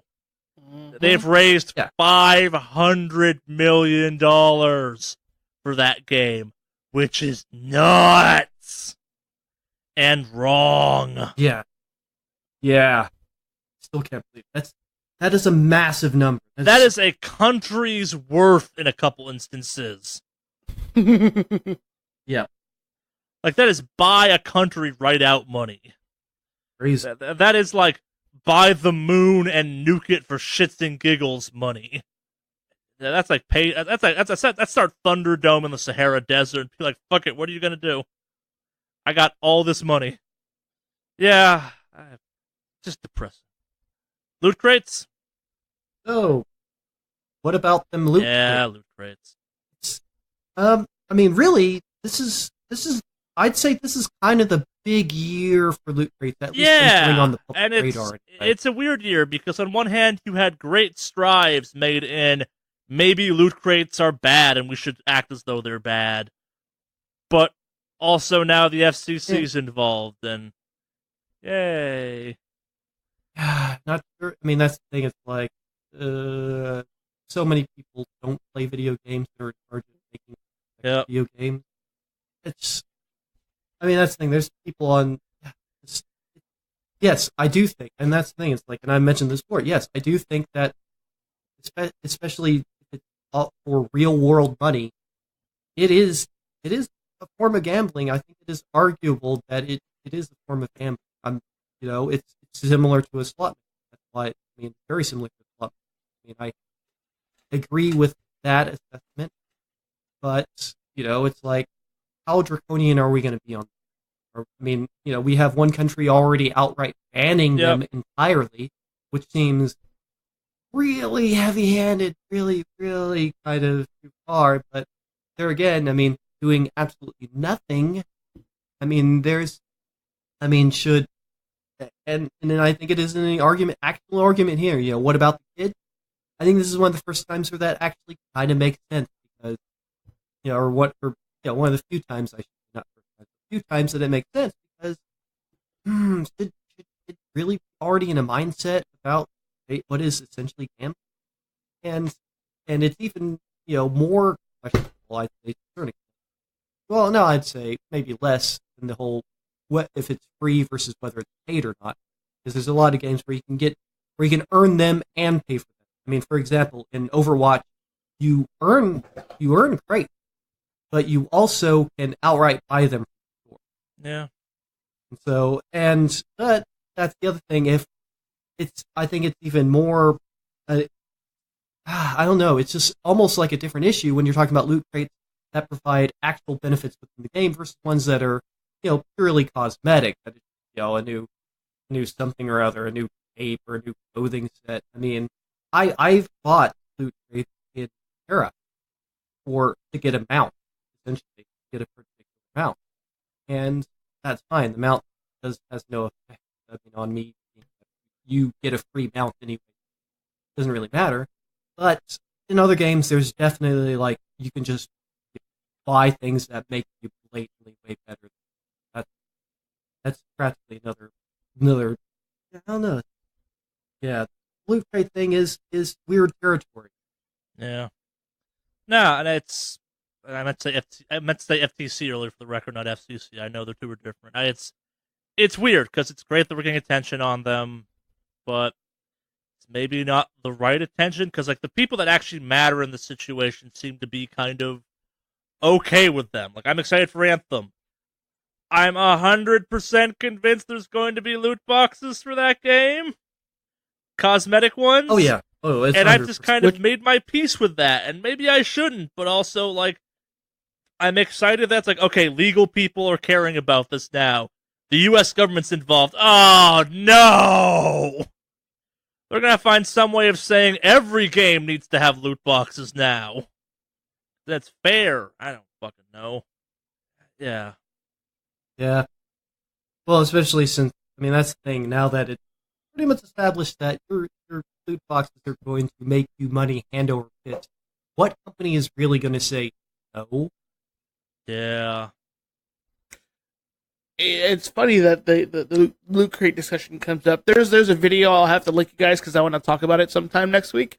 About somebody who did some research as to the origins of loot boxes and how this one person is pretty much responsible for creating the trend of loot boxes. It was a really interesting video I saw last night, so I'll have to show it to you guys, but it's really good. And it's somebody who's currently at a very high position at a company. Probably EA, right? Whoa. Huh? EA, yes. Yep. Really? Shocking! The Wilson loot box, they call them. Huh. And you'd be surprised what game is the one that actually originated, actually got everything completely going. FIFA? Yeah, it was FIFA. Yep. Oh, wow. Yeah. Okay. That kind of makes sense. We'll watch the video and we'll talk about it next week. Yeah. But it's just something that I wanted to, because we talked about loot boxes, and it's a good way to kind of end the year, I think, with next week's episode. Yeah. Well, let's move on from that. I guess speaking of the U.S., get the sack, take your beating, etc. So we've not been saying that this year. Maybe it's just a dour year. Not much to say on this one. Remember the U.S. government, specifically Trump, tried pinning the whole school shooting thing in the U.S. on video games? That was a fun week. Yeah, when Oh, and then he put out a video. White House put out a video trying to convince people of that. Yeah. This has been a battle that has been fought for a long fucking time. That's why it makes the list this year. Like, it's another, how many times we have to do this, old man moment. Yep. Every time. Yeah, I mean... This is definitely a boomer generation. I guess video games are still relatively young. But, I mean, not only are they young, I mean, that's the thing. It's like, they're only recently even being seen as even remotely legitimate. Like, the legitimate way to form of expression or art. So yeah, no, this video game thing is a boomer argument. This is definitely something that has been consistently brought up by the boomer generation.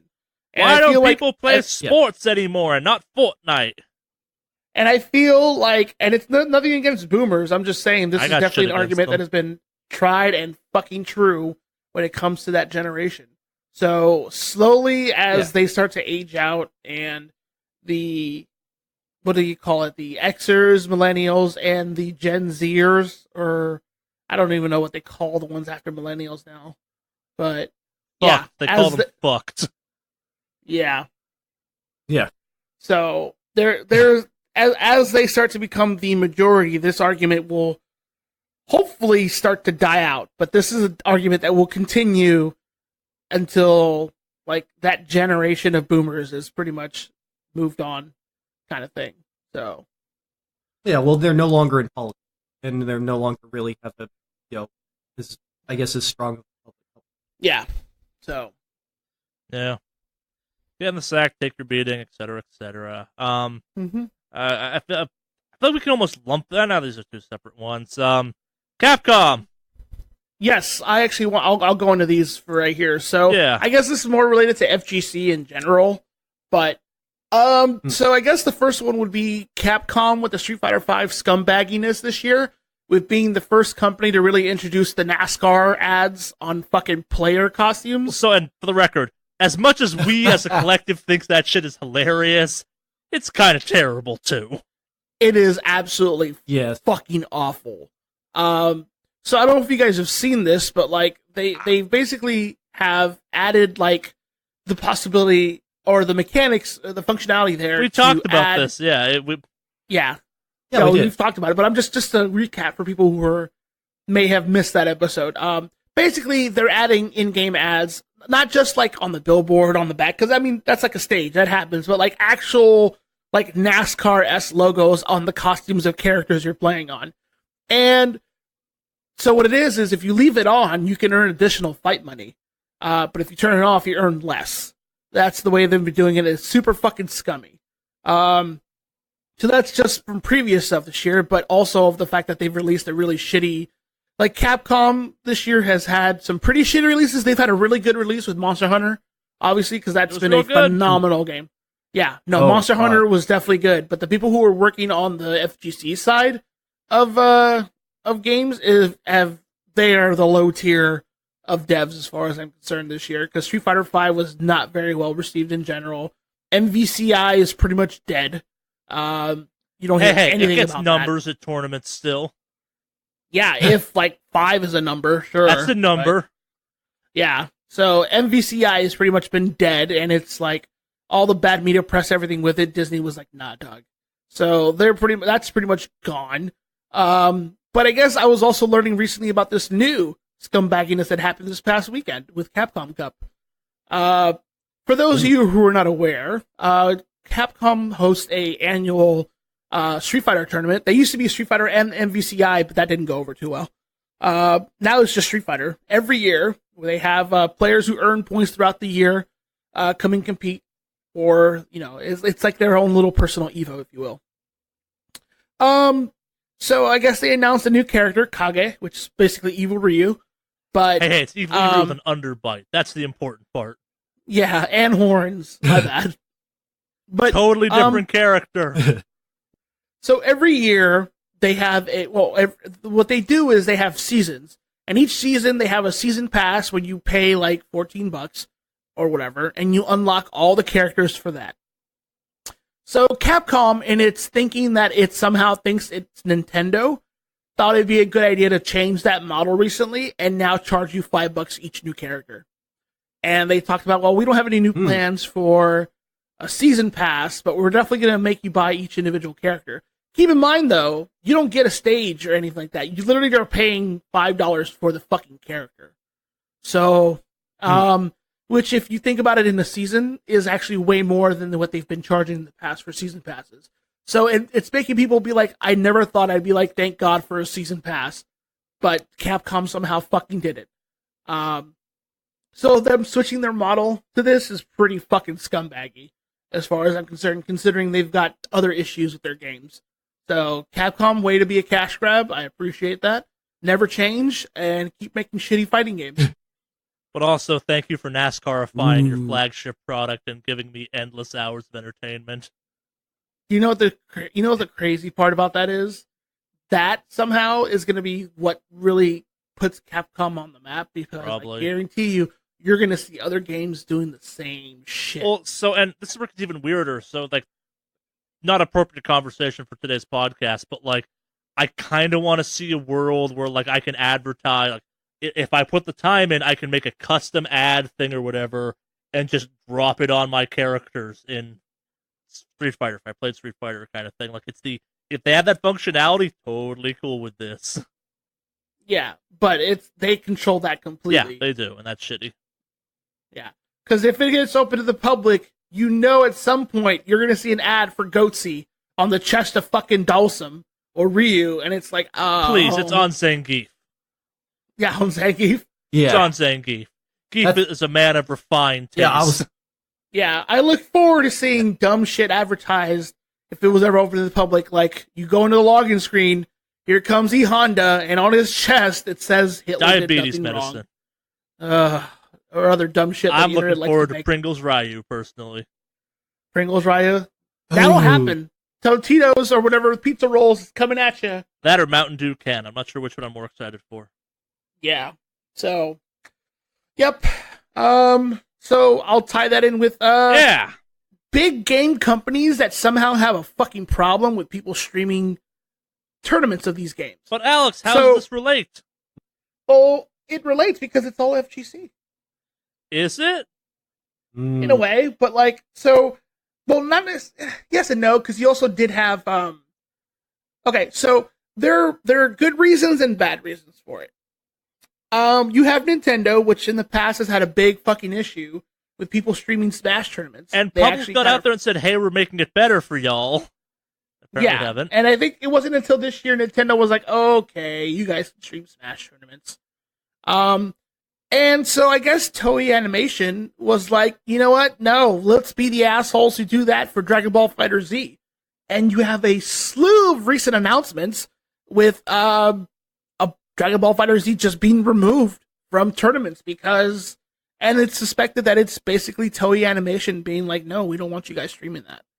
So it sucks because Dragon Ball FighterZ is a fucking hype game to watch. So this was the thing I was trying to get you to talk about before we dove into the exact topic. Evo Japan just announced its list. And there are two very notable missing games from that list. Dragon Ball Fighter and Super Smash Bros. Ultimate. Yep. Wow. Some might say two of the bigger video games in the industry right now. So that's what I was trying to get at the start of this. And they're not popular in Japan. They are, one was flat out banned and one's Nintendo being Nintendo. Mm-hmm. And Evo don't work unless you can kind of stream it. Yeah. So rather than like have to barter a deal for any kind of licensing, you just won't play it. Yep. But it's not just Evo Japan. You have DreamHack Atlanta, I think was one that dropped it. I missed that one. I only heard about this when it came to this most recent thing. No, there's a lot of them. Let's see. Ooh. So, yeah. So let's see. Evo Japan, DreamHack Atlanta in November had to cancel it. Anime Ascension 2019 has dropped it. So there's a lot of tournaments that are just like, no, you have to drop it. So you have a game that's doing super fucking well, and they're like, you know what? Let's just go ahead and let's turn off this free advertisement we get from people playing it. Because essentially that stuff is free advertising. Like, I watched Dragon Ball Fighter Z, and I was like, this is really fucking fun. So I got it. Like, yeah. So, Yeah, and that's the weird thing about it. It's like, and I know it's a certain amount of it is like we want to protect our IP, but it's like, what are you protecting it from? It's not like people are going to watch, a Dragon Ball Fighters journey and think that, or watch a stream. Let's just say just a stream or something, and watch that and think that the way that person is playing the game is immediately associated with how that character is represented in any other media. By that I mean, in the anime. That's some pretty overreaching, IP protection. Yeah. It's kind of weird. Yeah. But yeah, so I know. I mean, that's the thing. I know where it's coming from, but I still. Yeah. Well, the Nintendo one's baffling because I think it was like 2 or 3 weeks back we talked on this very podcast about how they're doing away with a bunch of their bullshit streaming rules. Mm-hmm. But not yet. And then you do have some companies that do actually block you from streaming stuff, but it's only because they don't want you to spoil a story. Which like is they did with shitty in Persona its 5. own way, but... It is, but I can respect it for having a legitimate reason, like, hey, we don't want you guys kind of spoiling it. But at the same time, you have the other argument of like, hey, it's the internet. It's like when a new movie or TV show comes out. If you get on the internet and you get spoilers, it's your own fucking fault.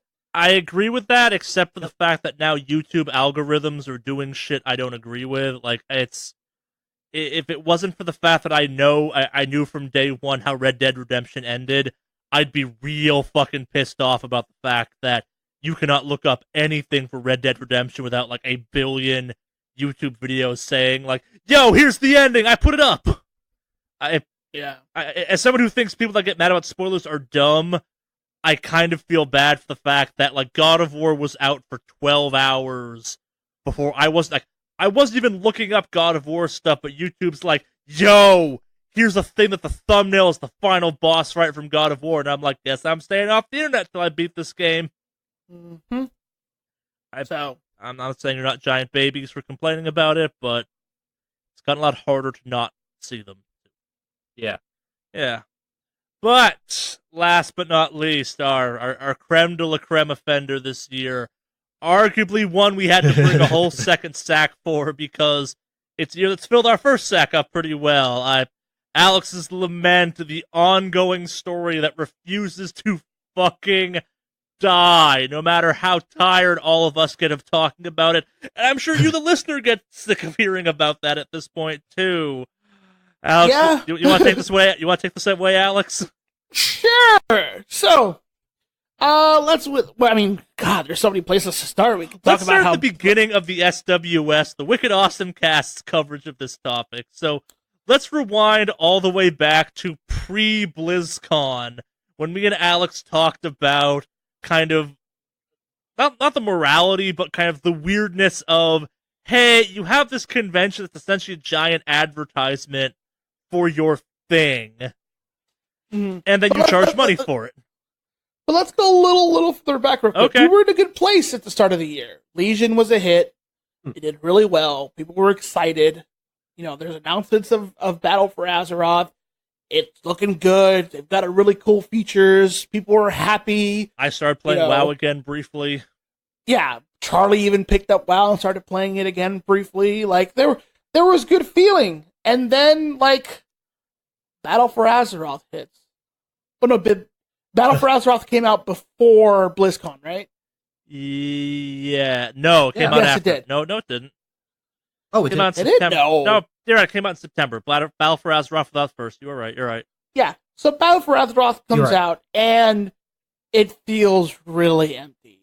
And Blizzard just flat out ignored tons of feedback on the beta forums when it came to like things like the Azerite gear. First of all, keep in mind that a lot of the Azerite gear wasn't testable for like maybe a week before release on the beta. That's something I found out a little while ago, so that's interesting. So they ignored a lot of player feedback, and a couple of like classes and specs were just like, we'll address them in 8.1. So you have a game that comes out, tons of bugs and other issues. Lackluster character progression, time gated behind dumb shit. So there's this artificial feeling of like being blocked or being held behind. Yeah, Battle for Azeroth just hit really badly. It did not do well. So in comes Charlie, where he talks about, and the realization that I had when it comes to BlizzCon, that it's supposed to be this fan get together where they kind of come out and do really good things for the fans, but in reality, it really is just a giant ad. Go back and check out that episode. Me and Alex get heated on that one too. Like, if I ever thought Alex was going to quit the podcast, it was that episode. No, it takes a lot more for me to get me to leave something. I don't know. Like, I was being a bit of an ass, and you were not taking what I was saying well. But yeah, it was actually, it's funny you mentioned it, because I think you even checked up on me afterwards, like, hey, you all right? I'm like, yeah, no, I'm fine. I felt bad after that one. I went hard on that one. You did go pretty hard on that, I'm not gonna lie, but I mean, overall, like, I mean, we're having a discussion. Yes. It's that happens. Like, it's not a big deal. Because Yes. I know it's not a personal attack on me, it's a discussion, and I get that. So, that's just throwing it out there for future reference. Charlie and I may get heated on some of our discussions, but it's because we do have varying viewpoints. But then again, this is also the man who fucking ruined Pop-Tarts for me, so I have a reason to be upset with him. Aww. Oh, has he told you the Pop-Tart thing really quick, Henry, before we move on? I haven't heard. I haven't heard dessert that. ravioli. Yeah, and I can't fucking forget that now.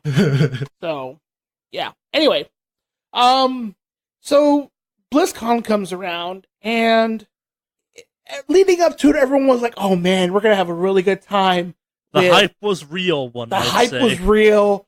You got Diablo. Like, the schedule gets released. Diablo is right after the main show. So it's like, oh, it's happening, boys! Diablo 4 or Diablo expansion. Something's happening. And to be fair, maybe we should have known, because you had Blizzard out there saying, like, do not get hyped about Diablo.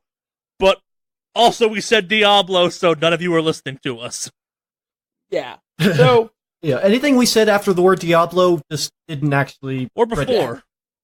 So, yeah. So Diablo comes out to their giant PC gaming company fans, to an organization that has its fans and its core built on fucking PC gaming, and they're like, hey, we got a mobile game for you. I know you guys have been waiting for a really big PC game for Diablo, but guys, Diablo on your phone. Yeah, what if you could take Diablo everywhere? Yeah, right? Because you know what? When you're dropping a deuce, you can go on that Bale farm run, guys. Yeah. Oh, and keep in mind, we're also teaming up with this this Chinese company called NetEase that is notoriously known for putting out fucking pay-to-win cash grab mobile games. But don't worry, guys, we're developing this, and we're not focusing on the pay-to-win stuff right now. We're focusing on putting on a good game. I haven't even talked about the pay-to-win stuff. Oh, wait, a few weeks later, a screenshot gets leaked of Wyatt Chang sitting with fucking NetEase devs. Sorry, go ahead. I was getting heated for a moment. I was just going to say, to add a little more, even just a little further insult, what we saw was a reskinned version of one of their existing games. Not exactly. So that's more flavor. Yeah, that it was, when they compared it to something that NetEase had put out, it looks like a literal fucking clone with Diablo sprinkled on top of it. The UI pretty much looked the same. And on top of that, there are features in the mobile version that people have been asking for in the PC version right now that's out. But hey, guys, don't you guys got phones? So that comes out. And the reaction was fucking delicious. Just to recap really quick, this is a Blizzard fan convention. This isn't E3. This is a Blizzard fan convention where people pay good money to go see and have an experience and do all their stuff like that. And they got booed by their fucking fan base. Blizzard has never fucking been booed by their fan base at their convention, ever, until Diablo Immortal. And the people who were celebrating were people who asked and this is the immortal question now, it's become enshrined in memory, was like, are you sure this isn't an out of season April Fool's joke? And then people laugh like, ha ha ha, you guys got phones, right? Ha ha, you can play Diablo on the Switch, that's mobile. Ha ha. So that comes out, and it was not well received. So before we move on to that topic, like we could do a whole thing right now too on like the fans were shitty, and keep in mind that like Blizzard's doing some bad stuff. Some of the fan reaction is inherently shitty, justified, but a little juvenile and shitty. Like it's no one is blameless in this one. Like it's the on one hand, it's really fun. Someone got up there and said, "What is this? An out of season April Fool's joke?" It's also kind of a really moment. Oh, well, you know what's funny about that is if you go back to... So every year Blizzard does like an April Fool's post where they put patch notes for the new game. Yep. One of the joke April Fool's things a couple years ago was Diablo being on a mobile device. Mm-hmm. So it's like, yeah... Okay, I take that back. I take that back. There's history for it. Never mind. Yeah, no, like, it's... I'll have... I don't know if I ever brought that up. But no, yeah. that's new to me. If that's a thing in like Blizzard lore of like, you remember that time we were like, haha, mobile devices, and then we were like, yo, mobile devices. That changes it. I believe it was Diablo Mobile was a joke in the April Fool's post they made in 2014. So, yeah. And it's funny is some of those other April things that I'd actually really want. Like one of them was a black thorn. I was like, I wish that was real. Coming out, because they did some pretty cool, fake assets. And I was like, yeah, I know it's fake. But yeah, that'd actually be cool. No, they go with the April Fool's thing that literally nobody would ever want. Yeah. So Diablo has this PR fiasco with this going on. Later on, in that same weekend, PR or Diablo or Blizzard in general decides to talk about how the stuff they're working on. Like, hey, we've got multiple Diablo projects with multiple teams. And then it's also revealed that they have a lot of current developers working on mobile projects across all of their IPs. So you have this announcement that like talk about that stuff. And then you have, I guess they have an interview where they talk about like people were bringing up concerns about the pay to win stuff like that, NetEase. And Wyatt Chang comes out and says, hey, no, we're not even worried about pay to win or any kind of like monetization right now. We are solely working on putting out a great game. And then a screenshot, or rather a picture gets leaked later on, of Wyatt Chang sitting with NetEase developers, and the PowerPoint on the screen is best practices for monetization on mobile. So it's like, dude, if you're gonna bullshit us, don't bullshit people. Is pretty much is what I'm getting at here. So there's that whole thing, and that's not handled really fucking well. And then it takes them about a week to put out a release on the Diablo forum saying, "Hey, we hear you. We'll have some information about what's coming up real soon when it comes to Diablo stuff." By the way, that post happened months ago, and there has been no actual fucking update to the PC Diablo community. So they're very much not giving a fuck about Diablo 3 at this point. So there's that stuff that's going on. There's, let's see, where do we go from here? It's mainly just been nightmare after nightmare when it comes to that. That's already a bad year. Like that for a company that's a bad PR look for the year, and then Heroes of the Storm happened. Oh, Heroes of the Storm. So at BlizzCon, which wasn't too long ago. It was beginning of November? Yeah, something so like that. Almost 2 months ago. A lot of pro streamers, a lot of teams, a lot of people who work on that game were pretty much reassured, and they actually talked about it and showed some stuff off at BlizzCon, talk about what they had planned for Heroes of the Storm 2019. So you've got the Heroes of the Storm collegiate tournament, you've got the HGC, all that stuff that's going on. And a few weeks ago, Blizzard announces that they are putting Heroes of the Storm in maintenance mode and taking a lot of devs that are currently working on it and throwing them on other teams. Mind you that we found out the same time a lot of these other people found out. So a lot of these developers and pro streamers and actually pros that play found out they got fired a few weeks before Christmas, pretty much.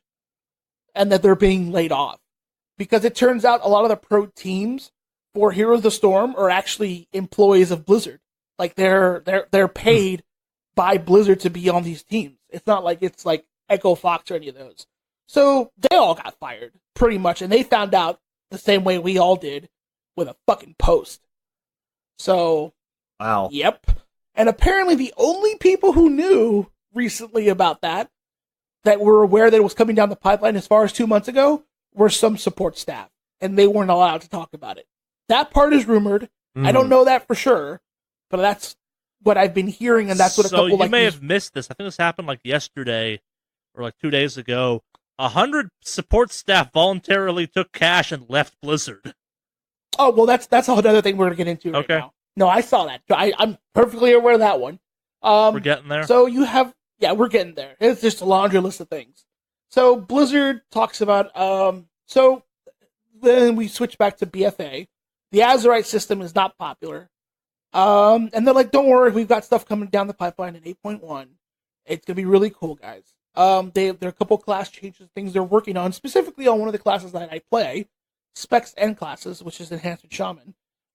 They're like, we've got stuff coming up, it'll be good. 8.1's got a big rework, because there's changes we want to make that we can't do with patches, bullshit. Or with hotfixes, rather. Lo and behold, 8.1 rolls around, and it was like, okay, what? It literally just feels like you added a new thing of this, and it doesn't really add anything new to the game.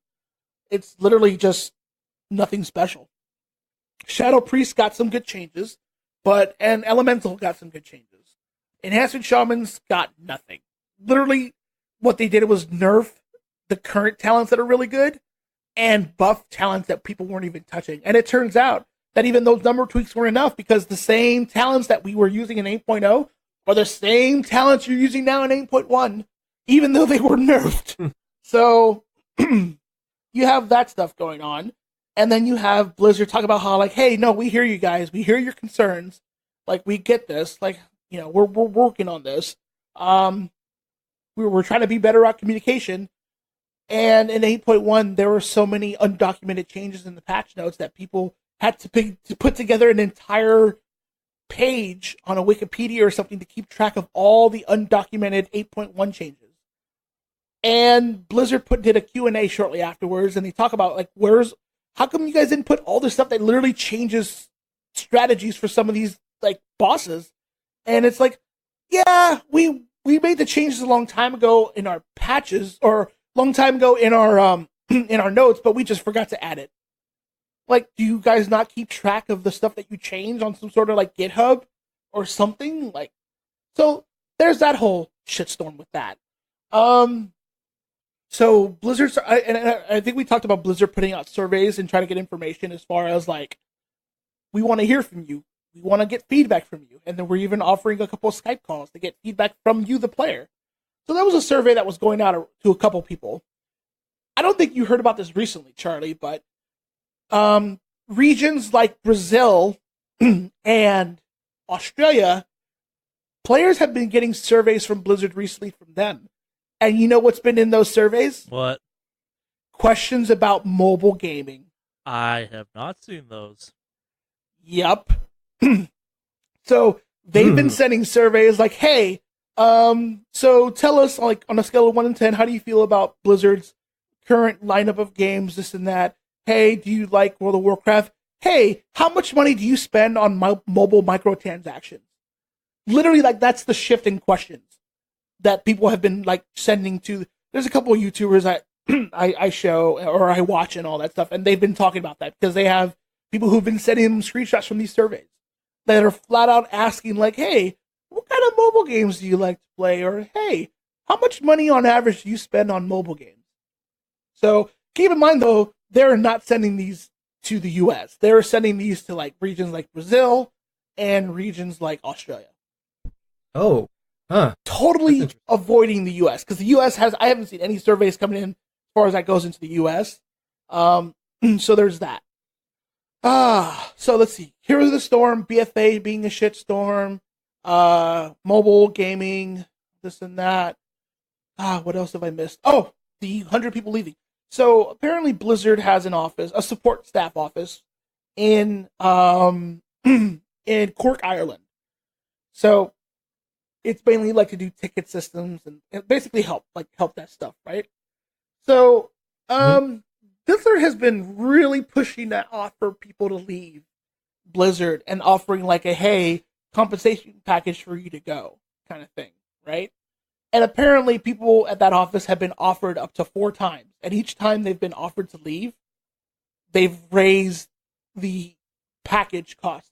At this point, 100 staffers have volunteered to leave Blizzard, and they'll be receiving a year's worth of salary to pretty much leave. Apparently this program is not uncommon because I know Riot has a similar program where they like, hey, if you're heading out, we'll offer you this much month's salary to go. Kind of thing, and explore and do new things, so to speak. But Blizzard has been pushing it really fucking hard. Really fucking hard. And so 100 staffers in Cork, Ireland are just leaving, and there are concerns that, like, well, now they're not going to have enough people to help, like, manage the people who are still there. And so a lot of people are afraid that office is getting closed down real fucking soon. So there's that. Swing back to BFA because Blizzard has just been hitting all angles here.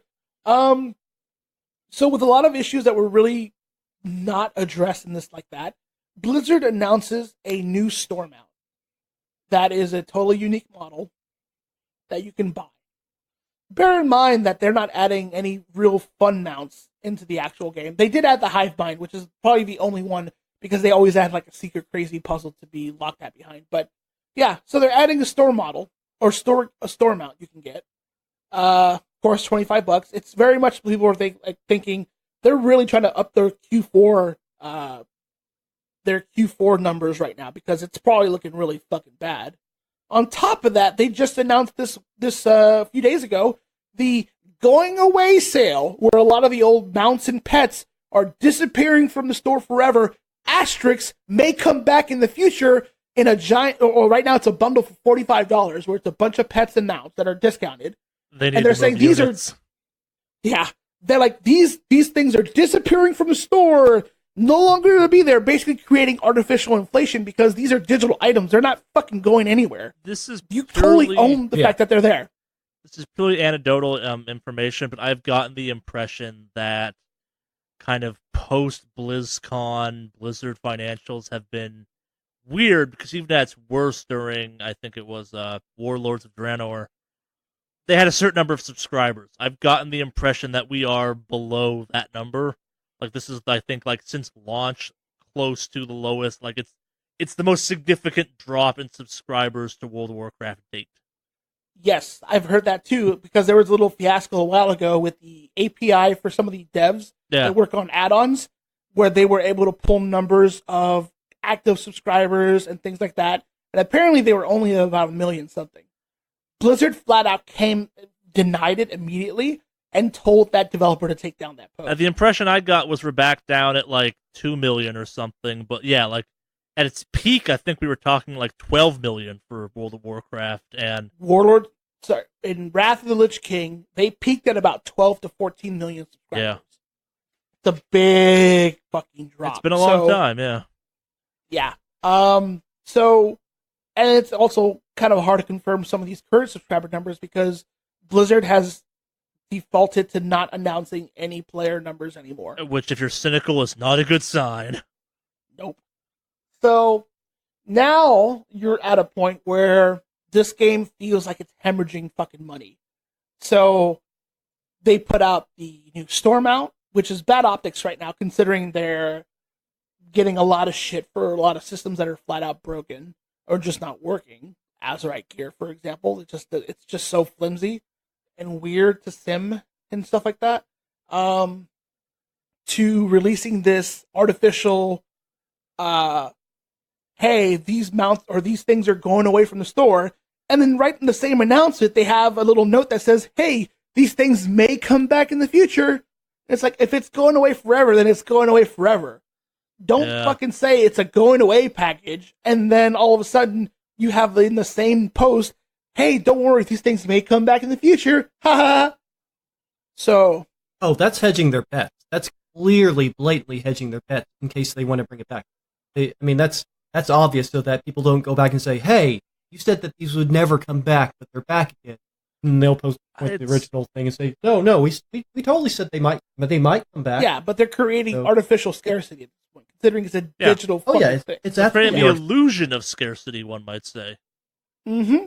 So, Blizzard has very much gone full Activision now. There is no Blizzard. I personally feel like they have been totally absorbed by Activision at this point, considering the original president president and CEO of Blizzard Games is no longer there. Mike Morhaime has left, and now we have J. Allen Brack, who worked on Star Wars Galaxies, which is an SOE title, and SOE was its own shitstorm, so SOE is also the company that shut down the Matrix Online, so go fuck yourselves, Daybreak/SOE.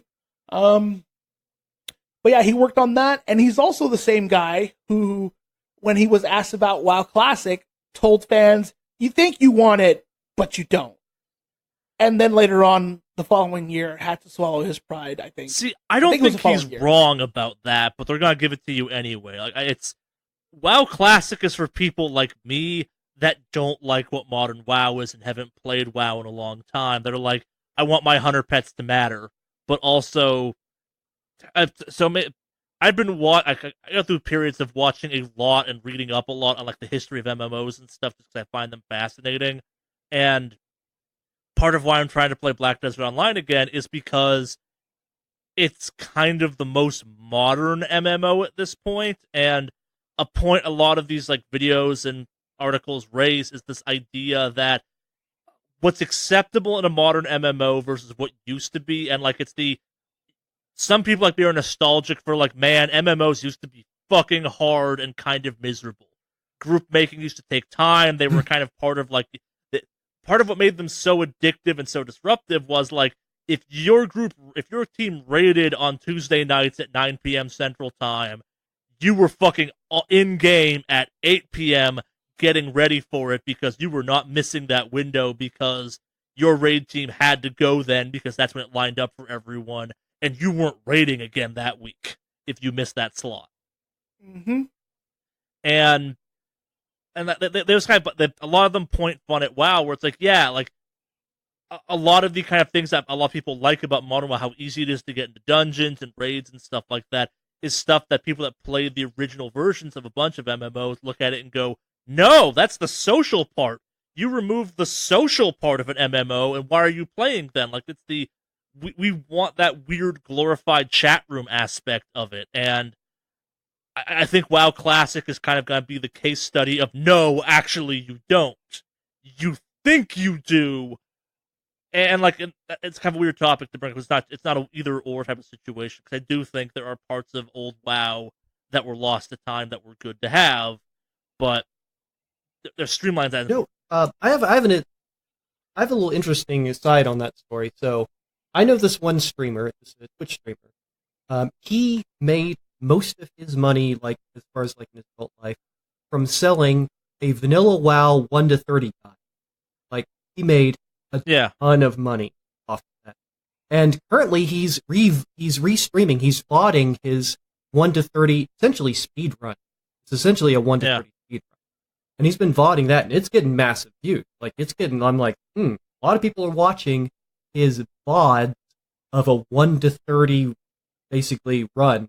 If you want to find on Twitch, Joanna, that's the name. It's Furious Paul is the name of the streamer, but he's running it under Joanna because that's the character name that he uses, or at least for the example. So but yeah, of course, the interest is clearly there. But do you want it? No, and I think it's one of those things where it's like even I forget how it's like. Getting from level 1 to level 10 in vanilla WoW took hours. It shouldn't have, but it did. Mhm. Like, that was potentially a couple, like, depending on how you played, that was at least an evening's worth of progression. Like, a solid 6 hours, hypothetically, was spent getting out of the basic of basics in that game. Like, there were classes in that game that didn't get good till you were like 10 hours in, hypothetically. It's like, okay, yeah, here's your hunter pet. Have fun. Or whatever. Sorry, we're kind of way off the topic right now, but I think like I'm not agreeing with him, but also I think it's one of those ones where it's the be careful what you wish for. I've looked at so many MMOs in the last month again, just because I go through this weird phase every once in a while, and this actually got on this topic. Sorry, I'm reminded how I got to this point. It's interesting because a lot of the stuff I can read about and watch is about the death of MMOs, and the Blizzard stuff has been kind of an elongated version of that, where like MMOs just don't die overnight. It's often kind of a slow decay, or in a couple instances, a very rapid decay, or just we're shutting the servers off because this ain't working no more. And that's Matrix Online and stuff like that, where the fans are still happy, but the company, the money angle is not.